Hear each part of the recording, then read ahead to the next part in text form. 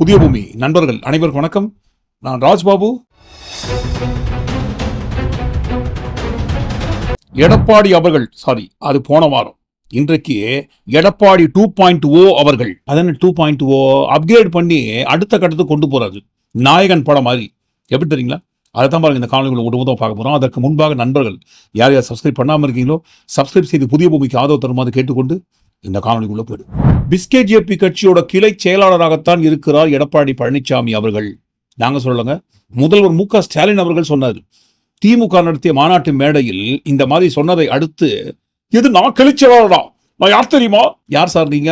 Edappadi 2.0 Velu நாயக்கராக upgrade ஆகிற இடம். நாயகன் திரைப்படத்திலேயாவது நம்ம படத்துல பார்த்தோம் வேலு நாயக்கர், ரியலா லைவா பார்க்க போறோம் வேலு நாயக்கரை. ஐயா நாய்க்கர் ஐயா, ஓடி வாங்க ஐயா, கீழே இறங்கி என்னன்னு பாருங்கய்யான்னு சொல்ற மாதிரி தான் பாருங்க எடப்பாடி பழனிசாமி அவர்கள் ரவுண்ட்ஸ் போறாரு. அப்படி ரவுண்ட்ஸ் போயிட்டே இருக்கும்போது ஒரு விவசாயி ஓடி வராது, கத்தினே ஓடி வராது. ஐயா ஐயா தெய்வமே நில்லுங்கய்யா நில்லுங்கய்யான்னு கத்தினே எப்படி ஓடி வரான்னு மட்டும் பாருங்க. ஐயா எங்களை காப்பாத்து ஐயா, எங்களை காப்பாத்து ஐயா, எங்களை காக்க வந்த குலதெய்வமே, எங்களை காக்க வந்த குலதெய்வமே, எங்களை காக்க வந்த குலதெய்வமே ஐயா. சோ கால்டு ஃபார்மர், விவசாயி மாதிரி ஓடி வந்தார் இல்லைங்களா? என்னப்பா விவசாயி மாதிரி எதுக்காகனா பின்னாடி தெரியும் அவர் ஏன் விவசாயி மாதிரின்னு சொன்னோன்னு சொல்லி அந்த விவசாயி மாதிரி இருக்கிறவர் ஓடி வந்தார் இல்லைங்களா? ஓடி வந்ததை பார்த்துட்டு, என்னப்பா என்ன பிரச்சனை உங்களுக்கு? ஐயா தண்ணி இல்லையா, வயல்வெளிலாம் எப்படி ஆயிடுச்சு பாருங்க ஐயா, எங்க பைத்தெல்லாம் பாருங்க ஐயா, எங்க பொண்டாடி புள்ள நகரத்தெல்லாம் அனுபவிச்சு ஐயா ஐயா ஐயா, எங்க பொண்டாடி புள்ள நகையெல்லாம் அனுபவிச்சு ரொம்ப பச்சை பசேல் அநியாயத்துக்கு காஞ்சி போயிருக்குல்ல. இப்படி ஒரு அக்கிரம அநியாயம் உங்களுக்கு நடக்கலாமா? நான் என்ன செய்யணும்? அப்பதான் சொல்றாரு அவரு. எங்க பொண்டாடி புள்ள நகையெல்லாம் அனுபவிச்சு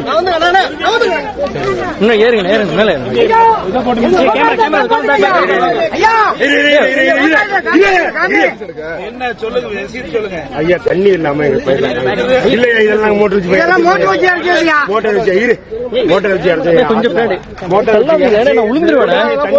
தண்ணி நிப்பாட்டிட்டாங்க.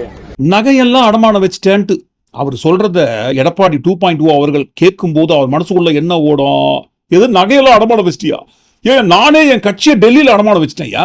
என் கட்சியே எனக்கு இப்போதைக்கு சொந்தம் இல்லை, ஒட்டுமொத்தமான கண்ட்ரோல் டெல்லியில் தான் இருக்குது. அவங்க ஆட்டி வைப்பதை போல் தான் நான் ஆடி இருக்கிறேன். என்கிட்ட வந்து அடமானம் வச்சிட்டேன்னு புலம்பனா என்னப்பா நான் பண்றது? ஒன்னும் பண்ண வேண்டாம்யா, நீங்க தான் எங்களுக்கு சாமி மாதிரி தெய்வம் மாதிரி வாழ வைக்கணும்னு அவர் பேசிட்டே இருக்காரு. பேசினும் போது இன்னொருத்தர் பக்கத்துல கூட கூட பேசுறாரு. அந்த விவசாயி மாதிரி இருக்கிறவரு உணர்ச்சி வசப்பட்டு எப்படி கத்துறாரு பாருங்க.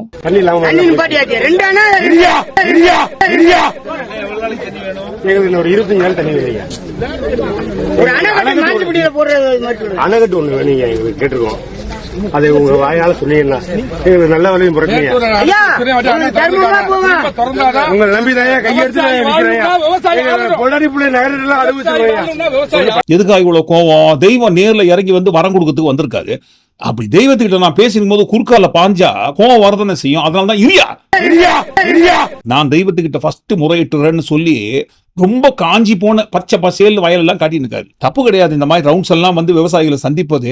ஆனா பாருங்க, ஏதாவது ஒரு காஞ்சி போன வயல்வெளியில வச்சு ஷூட் பண்ணக்கூடாதா? தண்ணியே இல்லை, நகையை அடமான வச்சு விவசாயம் பண்ணோன்னு சொல்ற அந்த இடம் எப்படி இருக்கு பாருங்க.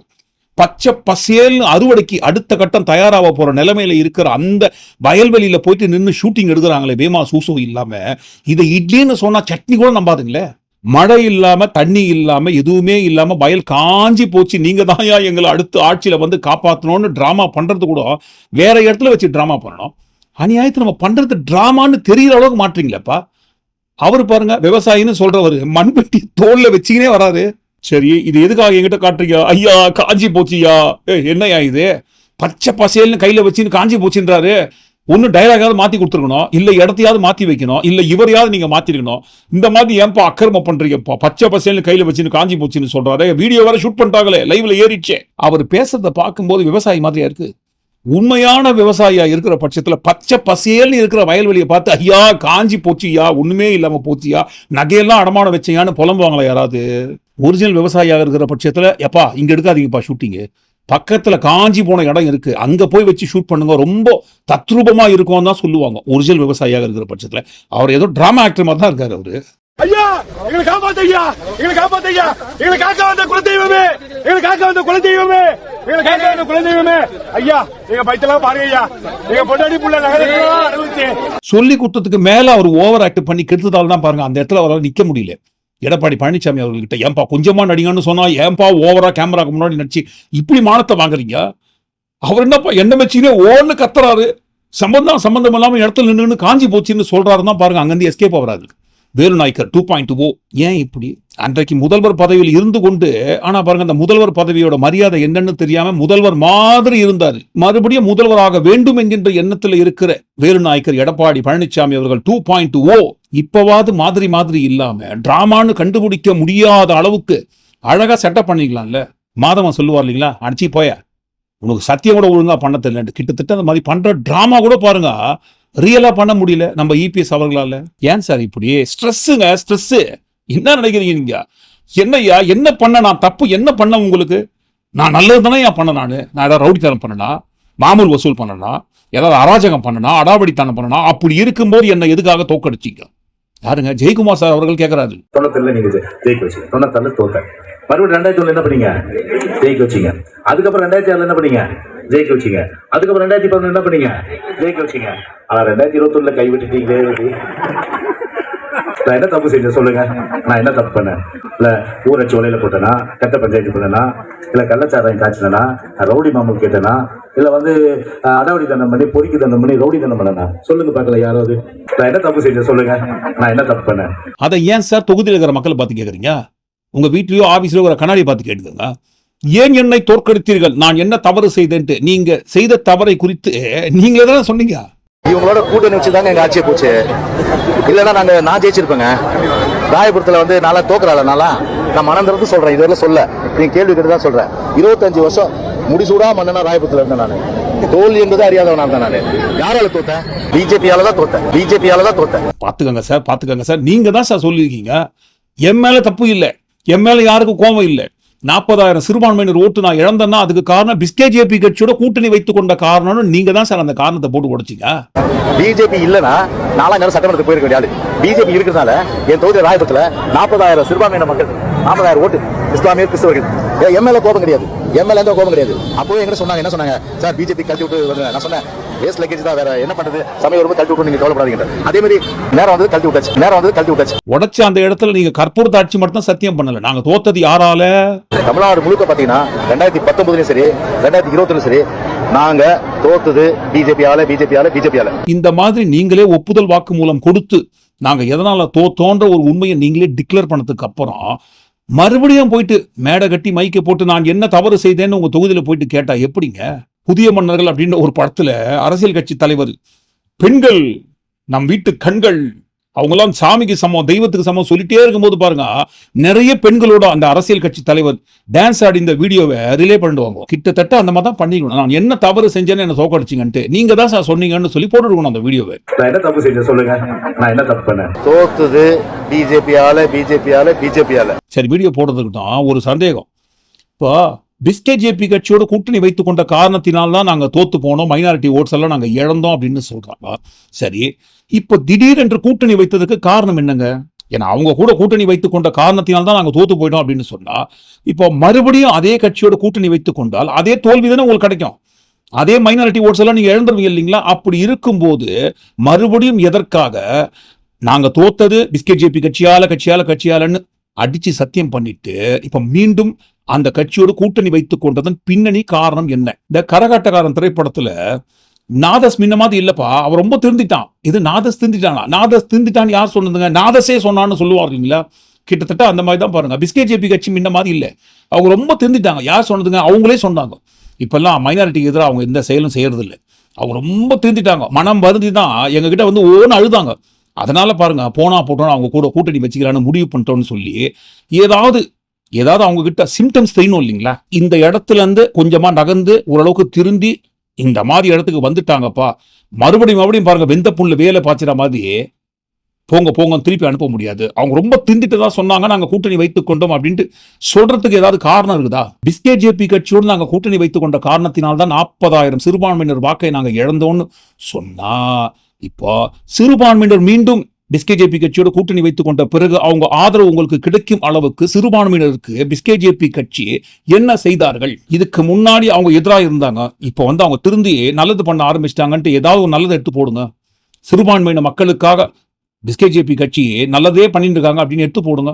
எடுத்து போட முடியாது. ஏன்னா பாருங்க, கடந்த கிறிஸ்துமஸ் டிசம்பர் 25 நாடு முழுக்க உள்ள பல மாநிலங்கள், அதுவும் பிஸ்கேஜேபி கட்சி ஆட்சி செய்கின்ற பல மாநிலங்களில் தொடர் தாக்குதல். கிறிஸ்துமஸ் அன்று பல திருச்சபைகளில் தொடர்ந்து தாக்குதல் நடந்துட்டு இருக்கு. பிஸ்கேஜேபி கட்சி ஆட்சி பண்ற பல மாநிலங்கள்ல, அதுவும் ஒரு இடம் 2 இடம் கிடையாதுங்க, பல இடங்களில் பல மாநிலங்களில் திருச்சபைகளில் நடந்த தாக்குதல்கள்.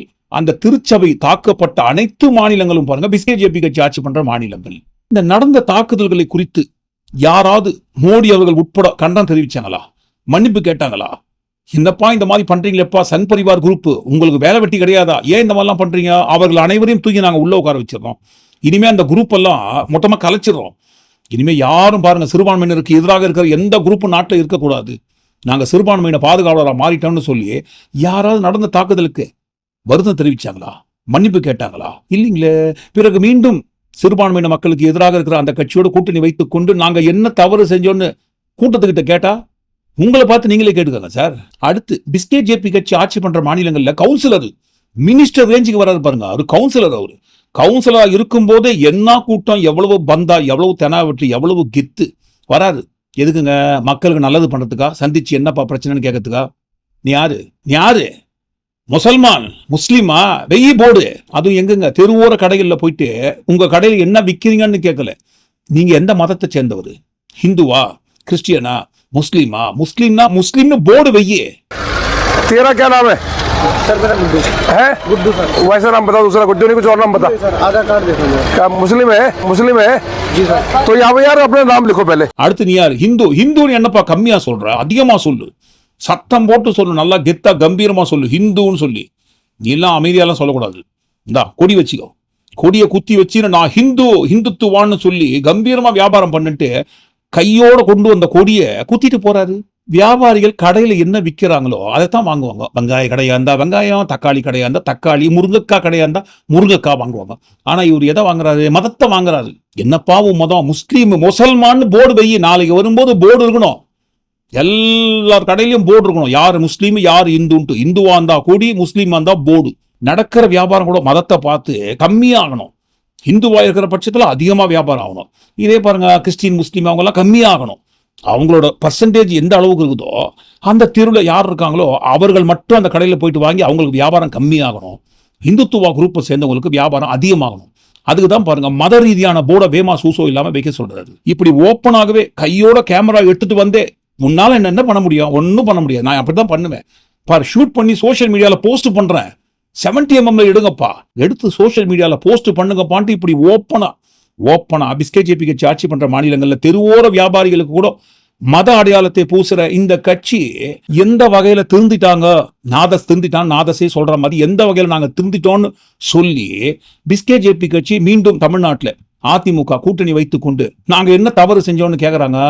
அவ்வளவு எங்க அங்க இங்க எங்க போனோம்? தமிழ்நாட்டிலேயே அமைதியாக இருக்கிற தமிழ்நாட்டுல, மத பிரச்சனை இல்லாத தமிழ்நாட்டுல பாருங்க, மத ரீதியாகவே திருப்பரங்குன்றம் பிரச்சனையை வச்சு எவ்வளவு அக்கிரம அநியாயம் அட்டூழியம் பண்ணாங்க. வழக்கு போட்டது இந்து முன்னணின்றாங்க. ஆனால் அந்த இடத்துல நிரம்பி இருக்கிற கூட்டம், பெரும்பாலான கூட்டம் யாருடையது? பிஸ்கேஜேபி கட்சியுடையது. ராஜால இருந்து நயினார் நாகேந்திரன் தலைமையில, இப்ப இருக்கிற கரண்ட் மாநில தலைவர் நயினார் நாகேந்திரன் அவர்கள் தலைமையில் தான் பாருங்க அந்த திருப்பரங்குன்றத்துல கூட்டமே குவியுது அராஜகம் பண்றதுக்கு. கேட்டாக்கா தீபம் ஏத்தமில்ல, திமுக அராஜகம் பண்றாங்க, ஹிந்து விரோத ஆட்சி அப்படின்ட்டு. திருப்பரங்குன்றத்துல இருக்கிற மக்கள் எல்லாருக்குமே தெரியும். ஆண்டாண்டு காலமாக திருப்பரங்குன்றத்தில் எந்த இடத்தில் தீபம் இதுவரைக்கும் ஏற்றப்பட்டு வந்ததோ அதே இடத்துல பாருங்க தீபம் ஏற்றப்பட்டது. எல்லாரும் மக்கள் கூடி நின்று தீபத்தை வணங்கி விட்டு தான் போறாங்க. இவங்க மத ரீதியாகவே பிரச்சனை ஏற்படுத்த வேண்டும் என்கின்ற உள்நோக்கத்திற்காகவே ஒரு சர்வே கல்லை காட்டி அந்த கல்லு நாங்க தீபம் ஏற்றணும்னு சொல்லி வழக்கு போட்டு அந்த வழக்குக்கு தீர்ப்பு வந்த கையோடு பிஸ்கேஜேபி கட்சி தலைமையில் இவ்வளவு அராஜகம் பண்றாங்க. ஆண்டாண்டு காலமாக திருப்பரங்குன்றத்தில் கார்த்திகை தீபத்தை முன்னிட்டு ஏற்றி வந்த தீபத்தை இந்த ஆண்டு அணைத்து விட்டு நாங்க காட்டுற சர்வே கல்லு தீபத்தை அதுவும் நாங்களே போய் ஏத்தணும்னு சொன்னா எப்படி அனுமதிப்பாங்க? நாங்கள் என்ன தவறு செய்தோம் மக்களே அப்படின்னு இப்ப கேக்குறாங்க இல்லைங்களா? இந்த திருப்பரங்குன்றம் தீப பிரச்சனையில கூட யார் பக்கம் நிக்கிறாங்க?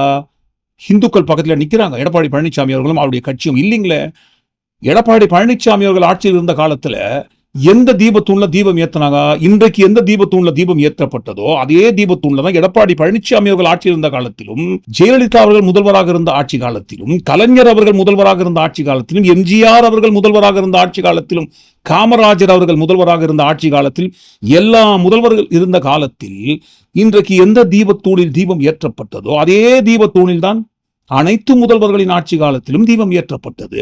அப்படி இருக்கும்போது எப்படிப்பா நீங்க திடீர்னு புது கல்லை காட்டி தீபம் ஏத்துக்கன்னா ஏத்துப்பாங்கப்பா? ஏத்த முடியாது. திமுக என்னதான் எங்களுக்கு எதிர்கட்சியா இருந்தாலும் எதிரி கட்சியா இருந்தாலும் நாங்கள் நியாயத்தின் பக்கம் தான் நிற்போம். ஆண்டாண்டு காலமாக என்னுடைய ஆட்சி உட்பட எந்த தீபத்தூணில் தீபம் ஏற்றப்பட்டு வந்ததோ அதே தீபத்தூணில் தான் இந்த ஆண்டும் ஏற்றப்படும். மத ரீதியான பிரச்சனைக்கு தமிழ்நாட்டில் இடம் இல்லைன்னு ஒரு வேளை உண்மையில் பாருங்க நியாயத்து பக்கம் நின்றுந்தார்னா ஒரு வேளை சொல்லலாம், நாதஸ் திருந்திட்டாங்க போதுக்குப்பா அப்படின்னு சொல்லி. ஆனா திருந்தவே இல்லையே. பிஸ்கேஜேபி என்கின்ற நாதஸும் திருந்தல, எடப்பாடி பழனிசாமி என்கின்ற நாதஸும் திருந்தல. அப்படி இருக்கும்போது இன்றைக்கும் மத ரீதியான பிரச்சனை பண்றவங்க பக்கமே நிற்கும் போது அந்த கட்சி கூட்டணி வைத்துக் கொண்டு நாங்கள் என்ன தவறு செய்தோம் அப்படின்னு மறுபடியும் கேட்டா என்ன சொல்லுவாங்க? அதே தோல்வியை தான் உங்களுக்கு பதிலா சொல்லுவாங்க. அடுத்து அதே நாதஸ் திருந்துற வரிசையில மோடி அவர்கள் 2024 ஆண்டு தேர்தல் சமயத்துல காங்கிரஸோட தேர்தல் வாக்குறுதியில் இல்லாத ஒரு விஷயத்தை இருக்குதுன்னு சொல்லி பேசினார ஞாபகம் இருக்குங்களா? நாட்டில் உள்ள சொத்துக்களில் பெரும்பாலான சொத்துக்கள் அனைத்தையும் முஸ்லீம்களுக்கு கொடுத்துருவாங்க. உதாரணத்துக்கு நீங்க 2 மாடு வச்சிருந்தீங்கன்னா உங்ககிட்ட ஒரு மாடை புடுங்கி இஸ்லாமியருக்கு கொடுத்துருவாங்க. 2 வீடு வச்சிருந்தீங்கன்னா ஒரு வீடை புடுங்கி இஸ்லாமியருக்கு கொடுத்துருவாங்க. இப்படி எதெல்லாம் உங்ககிட்ட இருக்கோ அதெல்லாம் பாதியா புடுங்கி முஸ்லீமுக்கு கொடுத்துருவாங்க. அப்படி கொடுப்பதற்கு இந்து பெண்களின் கழுத்தில் உள்ள மாங்கல்யத்தை கூட உற்று வைக்க மாட்டாங்கன்னு பேசினாரு. मेरी माताओं बहनों, ये आपका मंगलसूत्र भी बचने नहीं देंगे, मंगलसूत्र भी बचने नहीं देंगे, यहां तक जाएंगे मैं कहने। ये कांग्रेस का मैनिफेस्टो कह रहा है। இந்த வீடியோவை பார்த்துட்டு நான் எவ்வளவு பெரிய தவறு செய்து விட்டேன், ஓ பகூத்து தவறு ஹே மே பேசியது, உடனடியாக மே மாஃப் கீஜியே, என்னை மன்னித்துக் கொள்ளுங்கள் மக்களே, நான் மீண்டும் இதை போல ஒரு தவறு செய்ய மாட்டேன், மீண்டும் இதை போல சிறுபான்மையினருக்கு எதிராக முக்கியமா முஸ்லீம்களுக்கு எதிராக நான் பேச மாட்டேன் அப்படின்னு ஏதாவது வாக்கு கொடுத்தாரா? மன்னிப்பு கேட்டாரா? வருத்தம் தெரிவிச்சாரா? இதுக்காக நான் ரொம்ப மனம் வந்து என்றைக்காவது ஒரே ஒரு வார்த்தை மோடி அவர்கள் பதிவு பண்ணியிருப்பாரா? ஒருவேளை பதிவு பண்ணியிருந்தா, இதுக்கெல்லாம் வருத்தம் தெரிவிச்சு பதிவு பண்ணியிருந்தா பாத்துக்கங்க சார், சொன்னா நம்பலையே. நாதஸ் ரொம்ப திருந்திட்டாங்க. நாதஸே சொன்னாங்க நாதஸ் திருந்திட்டதாக. அப்படி திருந்திட்டாங்கன்னு வந்து சொல்லும் போது நாங்க எப்படிங்க அவங்க கூட கூட்டணி வைத்துக் கொள்ளாமல் இருக்க முடியும்? திருந்தவங்களுக்கு கொஞ்சம் ஒரு வாய்ப்பு கொடுக்கணும் இல்லைங்களா? அப்படின்ட்டு ஏதாவது திருந்திருந்தா அப்ப சொல்லலாம். ஆனா பாருங்க, அன்றைக்கும் சரி இன்றைக்கும் சரி அவங்க இருந்த அதே நிலைப்பாடு தமிழ்நாட்டிலேயே ஜெய் ஸ்ரீராம்னு குரல் ஒலிக்க ஆரம்பிச்சு. தமிழனை காக்கும் கூட்டணி, ஹர் ஹர் மோடி, ஹர் ஹர் மோடி, ஜெய் ஸ்ரீராம், ஜெய் ஸ்ரீராம், ஜெய் ஸ்ரீராம். அப்படி இருக்கும்போது மீண்டும் அவர்களையே தமிழ்நாட்டில் மத ரீதியான பிரச்சனையை உருவாக்க வேண்டும் என்கின்ற எண்ணத்தோடவே இருக்கிற அவங்களை கூட்டணியில் வைத்துக் கொண்டு நாங்க என்ன தவறு செய்தோம் என்று கூட்டத்தை பார்த்து கேட்டா கண்ணாடியை பார்த்து கேட்டுக்கோங்க சார் சொல்லுவாங்க இல்லைங்களா? சரி, இது ஒரு ஓரமாகட்டும். அடுத்து மாநில நலன். ஒரு மாநிலத்தை நான் ஆட்சி செய்ய வேண்டும் அப்படின்னு ஆசைப்படுற எடப்பாடி பழனிசாமி அவர்கள் அவர் மாநிலத்தை எதற்காக ஆட்சி செய்ய வேண்டும்? மாநிலத்தை உயர்த்துவதற்கு. இப்போ தமிழ்நாடு என்ன மாதிரி இருக்குங்க? என்ன மாதிரி இருந்தது? எடப்பாடி பழனிசாமி அவர்கள் ஆட்சி காலத்தில் என்ன மாதிரி இருந்தது? நீற்ற இடத்துல கையெழுத்து போடுற அளவுக்கு இருந்தது.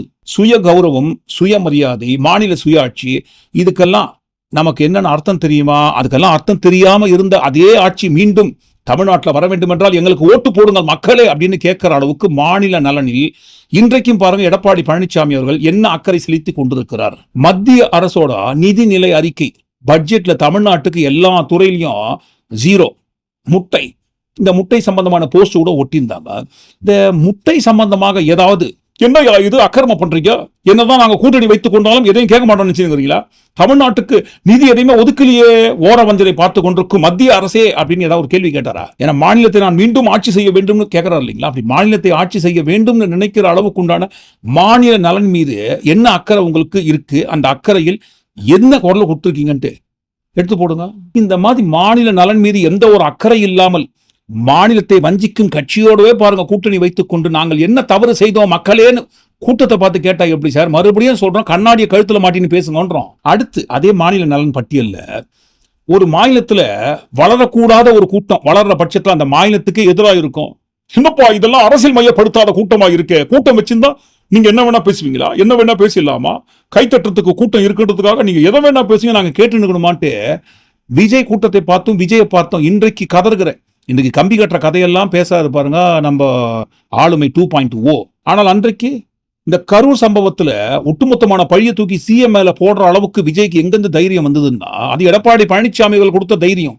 அவர் மட்டும் என்னப்பா பிரச்சனை உங்களுக்கு? போலீஸ் உங்களுக்கு பாதுகாப்பு கொடுக்கலையா? போலீஸ் பாதுகாப்பு கொடுக்காம எப்படி நீங்க நன்றி சொன்னீங்க?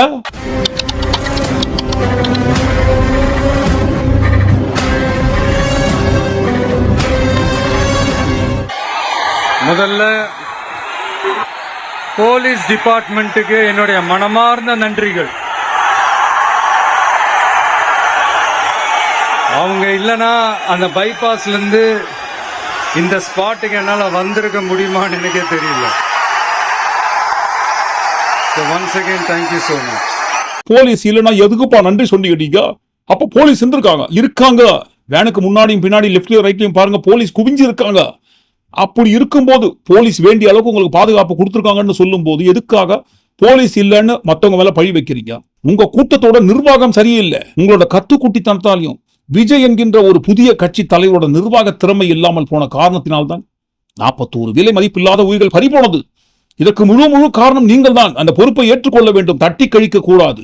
அதற்கு பிறகு விசாரணையில் யார் இந்த பிரச்சனையை பண்ணாங்கன்னு விசாரிச்சு தெரிஞ்சுக்கலாம் அப்படின்னு நேர்மையா பதில் சொல்லியிருந்தா இவர் உண்மையில் மாநிலத்தின் மீது அக்கறை கொண்டு ஒரு மாநிலத்துக்கு எதிர்கட்சியாக நல்ல எதிர்கட்சி தலைவராக செயல்படுகிறார்னு ஏத்துக்கலாம். ஆனால் இவர் பண்ணது அந்த சமயத்துல என்னங்க, கூட்டத்தில் பேசிக் கொண்டிருக்கும் போது அந்த கட்சியோட தலைவர் மீது செருப்புகள் பறந்தது.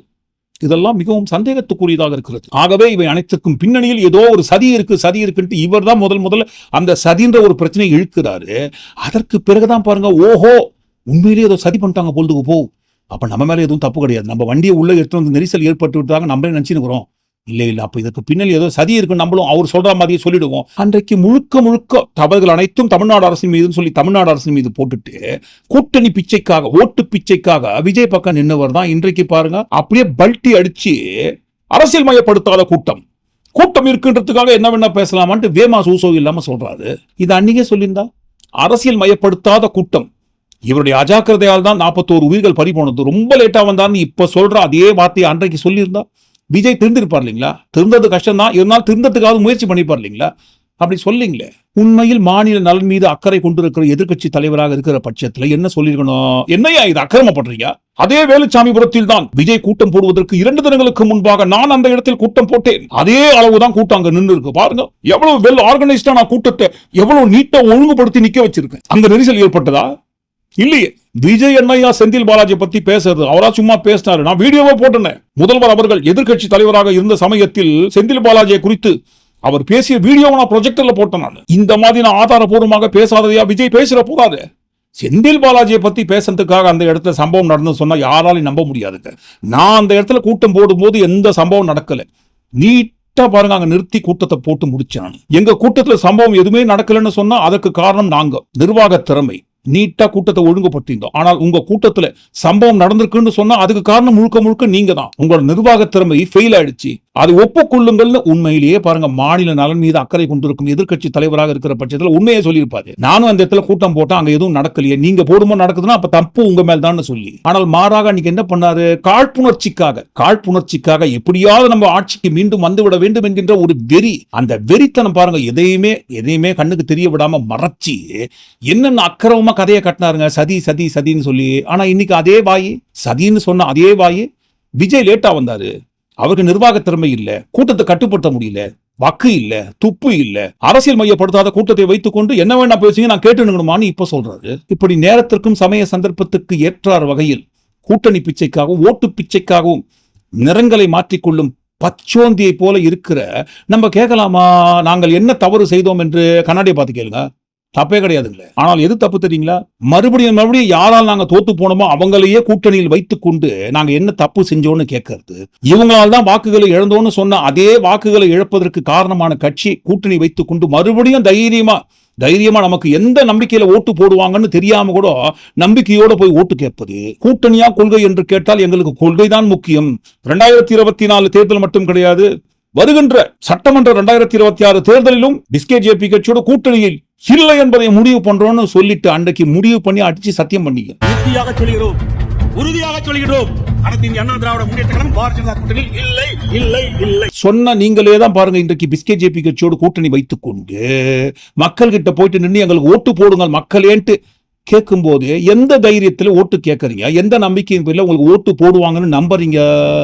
ஒருவேளை உங்களுக்கு ஓட்டு போட்டு ஆட்சியில உட்கார வைக்கிற பட்சத்துல அந்த ஆட்சி ஆட்சியா இருக்காது, அந்த ஆட்சி தமிழ்நாட்டுக்கு சொந்தமாக இருக்காது.